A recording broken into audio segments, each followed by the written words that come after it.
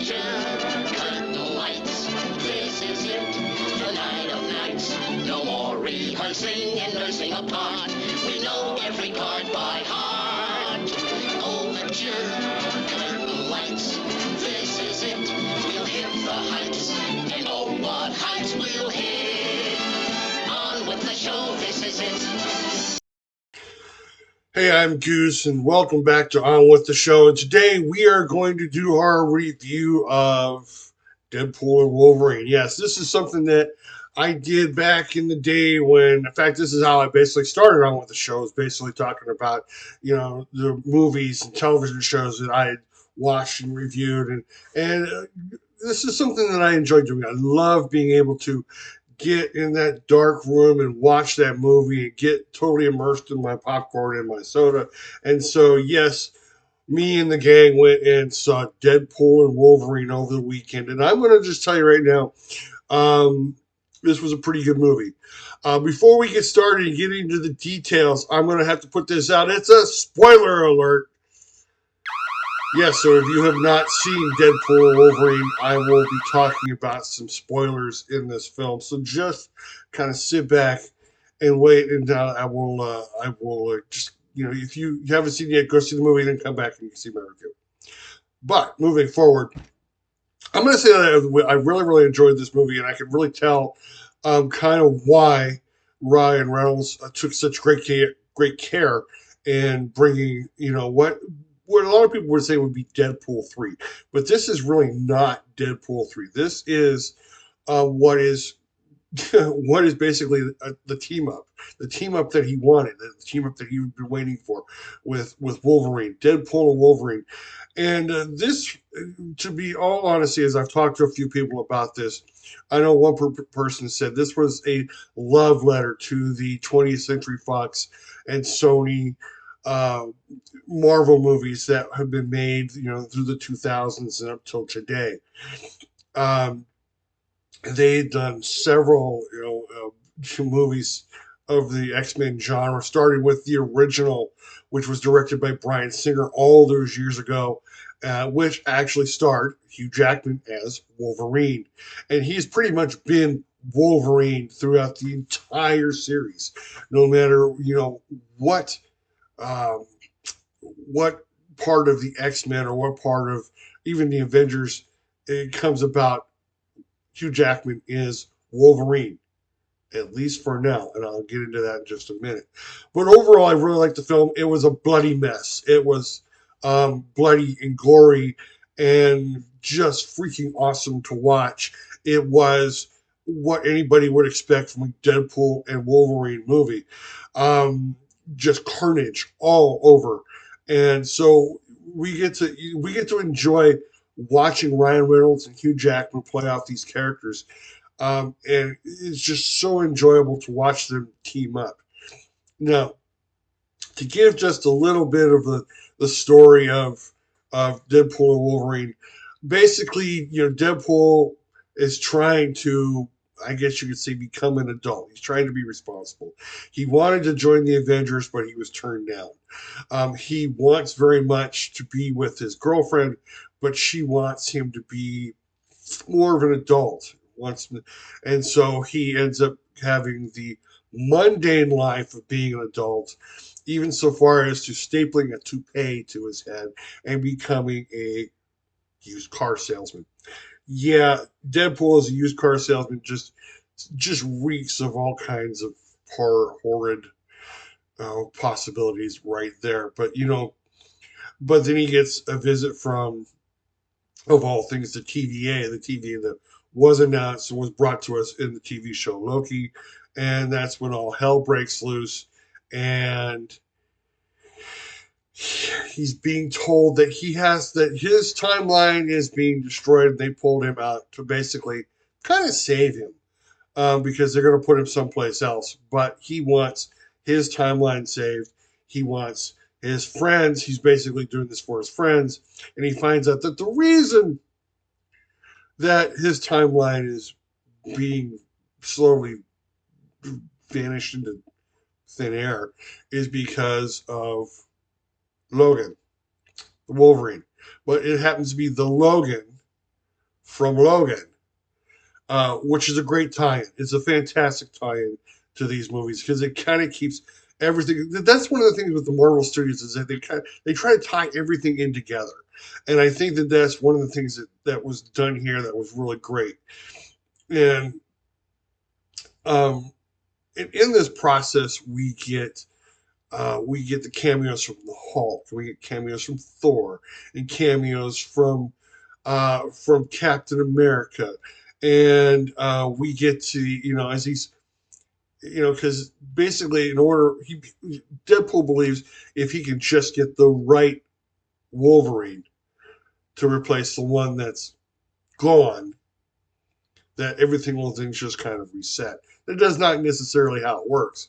I'm not going to get into some of the other details that goes on, but we do get a couple of new some new villains. One being Paradox, who works for the TVA.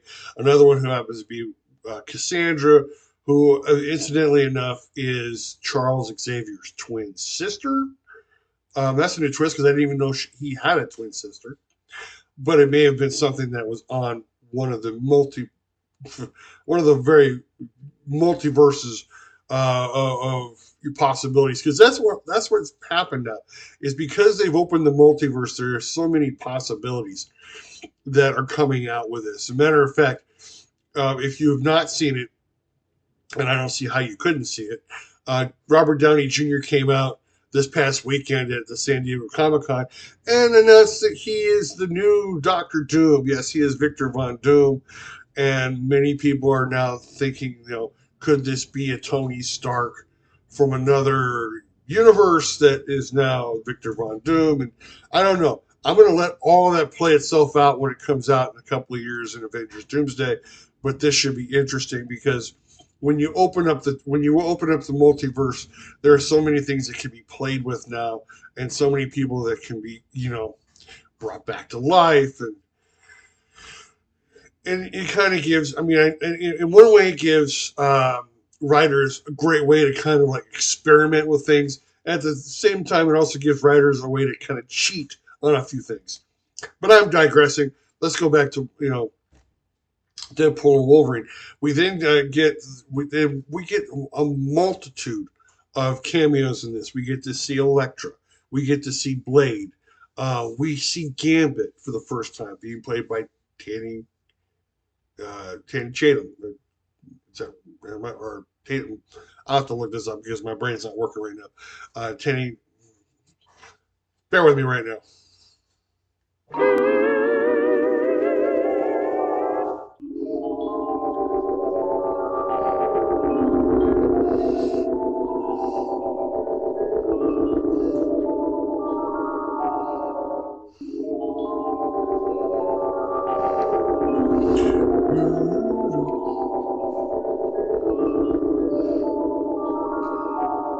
Channing Tatum. I know I eventually get it. That's what Google's for.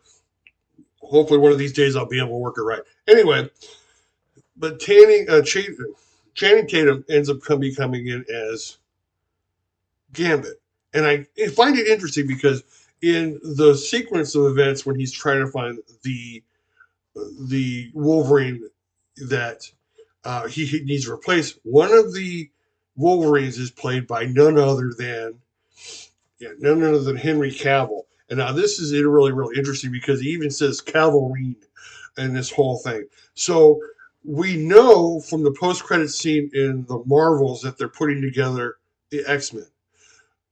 Could we be seeing a new set of X-Men where Henry Cavill is now playing Wolverine and we see Channing Tatum playing Gambit? We see a whole new cast of characters playing the X-Men. That's quite a possibility now. And I think it's interesting, and we'll probably be talking about that later on when all of this stuff develops. Because, again, I have a hard time believing anybody else as Wolverine than Hugh Jackman. But Henry Cavill probably would not be a bad choice if they were going in that direction. Who knows? We've been waiting and waiting and waiting for Disney to grab hold of the X-Men series, other than the animated series, which is what they put on Disney Plus. But You know, again, these are all kinds of things that can be brought, drawn out, when it comes to the writing process. And who knows what may happen in the next, 3 or 4 or 5 years when they finally incorporate the X-Men into the Avengers and all this.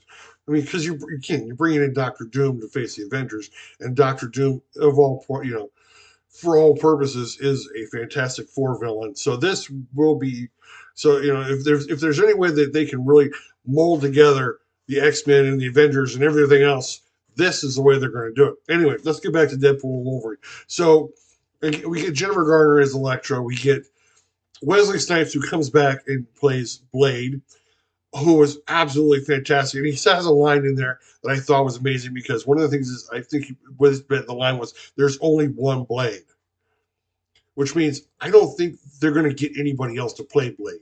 If they ever do another Blade film, he's it. There's no one else who could play him, just like there's no one else who could play, you know, Wolverine or Deadpool for that matter. So anyway, so I found that interesting because there's been a lot of rumors about, are they going to be able to, find someone who could take up the mantle of Blade? They want to do a Blade film. I mean, it would be really interesting, but as it was said, there's no one else. There's no other Blade. No one else who can play Blade. Anyway, um, this movie was a lot of fun. This movie was probably the movie we've been waiting for quite a while from Marvel because they've been putting out a lot of stuff that's been, let's just face it, been mediocre. They've been entertaining, but that's about it. I mean, there's not much else to it. Um, and they've kind of lost a lot of people with what is going on here because they've decided to incorporate Disney Plus into the Marvel universe, which, and then they try tying in everything, and that's going to be that's something I'm going to talk about in a future video about Disney Plus and the Marvel universe, because I think Disney Plus has really hampered and hurt the Marvel universe, the MCU, with all these tie-ins. I know that one of the things we talked about is that Logan would say that I would like to just go and watch a standalone film of a Marvel character without having it tied into another film. And that's another thing about Deadpool, is the fact that he's pretty much has separated himself away from all the MCU stuff to where there's no tie-in. In fact, there was no tie-in. You're all sitting there waiting for that post-credit scene, and it's not even a tie-in to another movie. Not bad. We also see Chris Evans come back in the MCU, but not as Captain America. We do see him as Captain America. He doesn't play Captain America. And to an homage to the Fantastic Four, he comes back and plays Johnny Blaze. That was absolutely the Human Torch. The Human Torch was great. I think actually Johnny Blaze, was Ghost Rider. I'm getting all these names and things mixed up. But anyway, he comes back as the Human Torch, and it was an absolute shock and yet joy to just see him say, "Flame on!" And he catches fire and flies in the air, and we're on, because this was kind of a love letter to all of those 20th Century Fox, Sony Pictures films of all the 2000s. And let me just say this, because I know Disney needed a win with Marvel Studios. The ones who really needed a win was Sony and 20th Century Fox, because they've been putting out late. I mean, let's just go back. Morbius. Oh my God, that movie was god awful. Madam Web. That movie was so horrible. They really have not had a big old track record lately with being able to bring the MCU back to life like they had before. I mean, they've kind of lost their luster, and I think a lot of that has to do with who's running the film, who's running the show over there.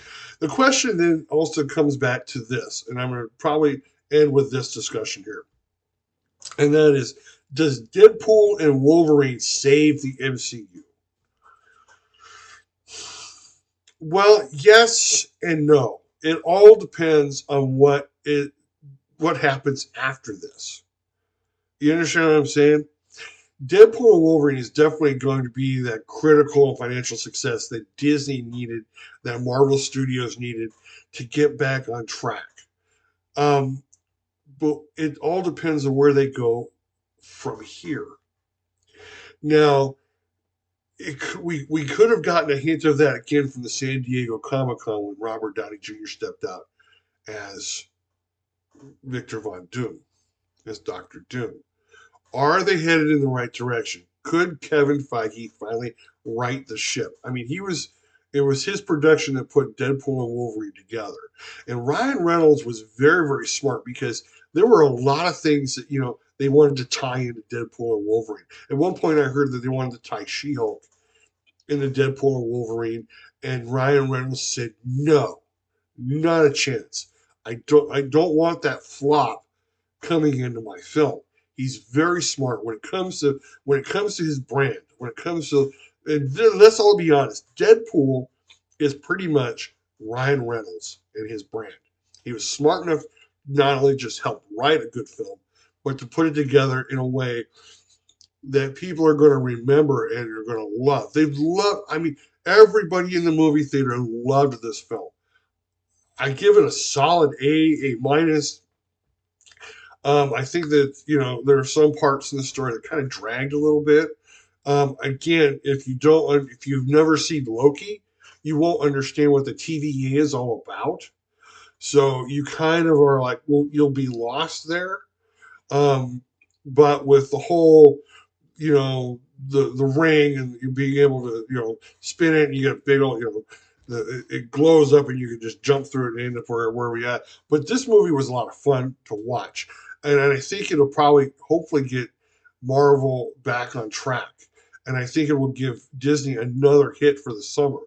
But again, it all depends on where they go from here. If they decide to continue with what they've been doing, then I think this is a situation where it could get lost in the shuffle. Could we be seeing Henry Cavill and Channing Tatum as the new X-Men? That's quite a possibility. That would be exciting to see, considering that they, again, dropped that at the end of the Marvels. But we're going to have to figure out, again, does Disney do the right thing and just start making standalone films that eventually do tie together and make things happen? Or are they just going to continue with this route and put stuff on Disney Plus that will then be transferred over to the movies? And if you don't have both, you don't know what's going on.